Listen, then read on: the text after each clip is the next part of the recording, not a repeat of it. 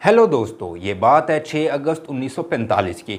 सुबह के ठीक 8 बजे का टाइम था। तमाम लोग अपने ऑफिस जा रहे थे।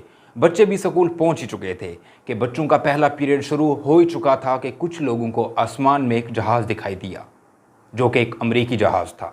उस जहाज़ का नाम बोइंग B-29 था। कुछ ही देर बाद वो अमरीकी जहाज़ हिरोशिमा शहर के बीचों बीच पहुंच चुका था और उस जहाज़ से कुछ गिरता हुआ दिखाई दिया। फासला इतना ज़्यादा था कि कुछ पहचान में नहीं आ रहा था। दर हकीकत में वो एक एटॉमिक बम था, जिसको हम न्यूक्लियर बम भी कहते हैं। 43 सेकंड के ड्यूरेशन तक ये एटम बम ज़मीन की तरफ गिरता है और जैसे ये एटम बम हिरोशिमा की ज़मीन से टकराता है तो पूरे शहर के अंदर एक बहुत तेज़ रोशनी उठती है और उसके बाद सब ख़त्म हो जाता है।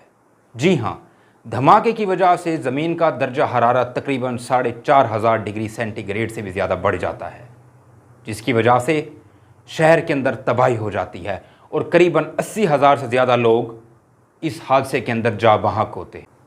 करीबन 70 साल से ज़्यादा का अरसा गुजरने के बावजूद भी आज भी हिरोशिमा के अंदर उस एटॉमिक बम के असरात पाए जाते हैं। आज तक अक्सर लोगों के दिमाग में यह सवाल उठता है कि आखिर क्यों जापान के ऊपर एटॉमिक अटैक क्यों किया गया।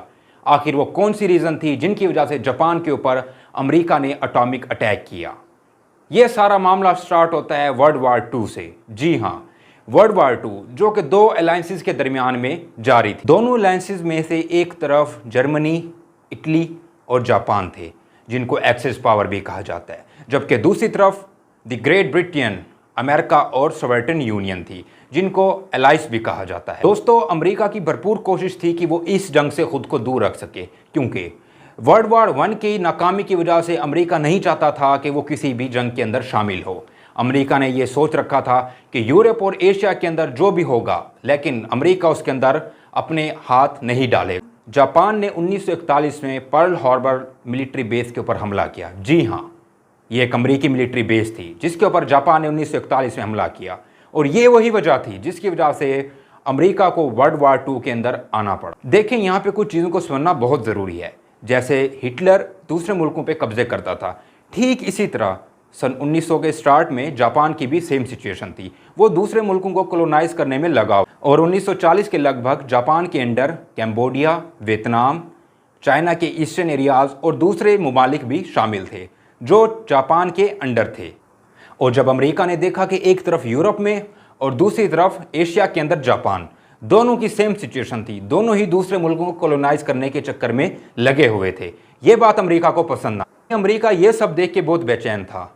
वो नहीं चाहता था कि जापान जो कुछ कर रहा है ये करता रहे, और क्योंकि वर्ल्ड वार 1 में अमेरिका को नाकामी हुई, इस वजह से वो खुद को जंग में उतारना भी नहीं चाहता था। तो अमेरिका ने एक अल्टरनेट सोल्यूशन निकाला। अमेरिका ने जापान का तेल बंद कर दिया। जी हाँ, जापान का करीबन 80% से ज़्यादा तेल अमेरिका से आता। उसके बाद जापान और अमेरिका के ऑफिशियल्स की मीटिंग हुई।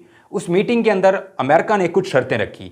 वो शर्तें ये थी कि अगर जापान जर्मनी और इटली के साथ अपनी अलायंस ख़त्म कर देगा और ईस्टर्न चाइना के जो इलाके उनके पास हैं वहाँ से निकल जाए तो हम जापान को तेल दे सकते हैं। लेकिन ऐसा करना जापान के लिए बहुत ही ख़तरनाक और नामुमकिन था।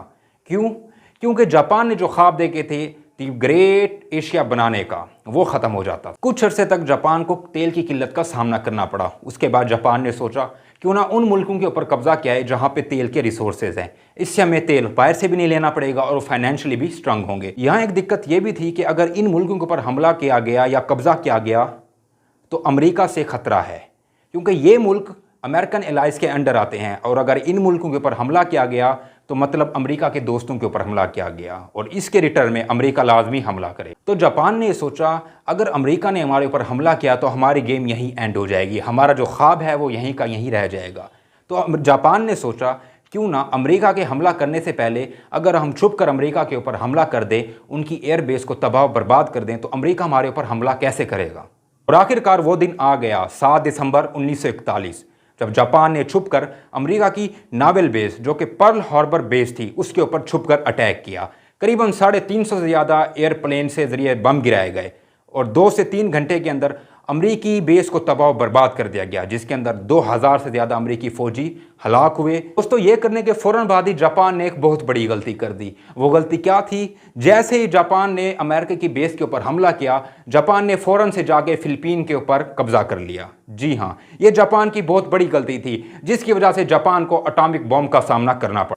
जैसे ही जापान ने फ़िलिपीन के ऊपर अटैक किया और कब्जा किया, उसके फ़ौरन बाद ही अमेरिका ने वर्ल्ड वार 2 का ऑफिशियली अनाउंसमेंट कर दी।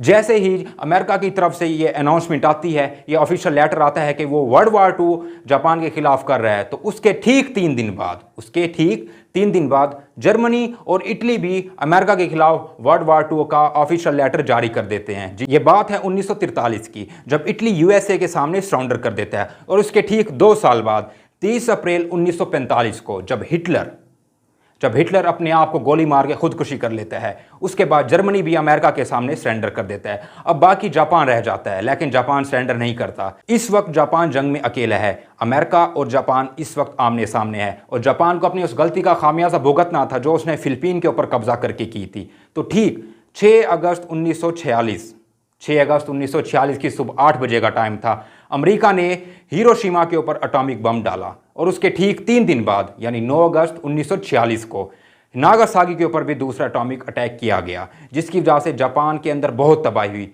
और करीबन 2,15,000 से ज़्यादा लोग इस अटैक के अंदर जाँ बहक हुए। तो दोस्तों, ये थी हिरोशिमा और नागासाकी की हिस्ट्री जो मैंने आज आपके साथ वीडियो में शेयर किया है। अगर आपको वीडियो अच्छी लगी तो हमारे चैनल को सब्सक्राइब करें।